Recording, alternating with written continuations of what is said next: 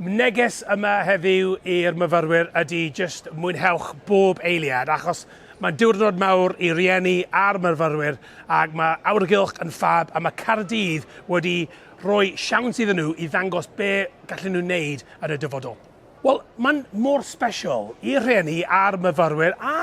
i fod yn onest, i Caerdydd hefyd, achos fi wedi bod tu fas yr utilita heddiw a mae'r awrgylch yn lyflu, mae'r haul yn disgleirio hefyd, a felly mae'n siawns i'r myfyrwyr i ddathlu be maen nhw wedi wneud a hefyd i rieni i ddathlu gyda nhw hefyd. Right, atgofion melys,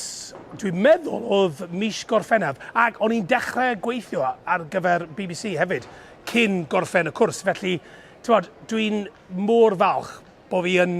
Brifysgol Caerdydd, achos oherwydd o'n i'n astudio newyddiaduryddiaeth yn Brifysgol Caerdydd, fi wedi cael y siawns i ddangos be fi'n gallu wneud ar y teledu a radio. A dwi'n cofio oedd Neuadd Dewi Sant yn 1997,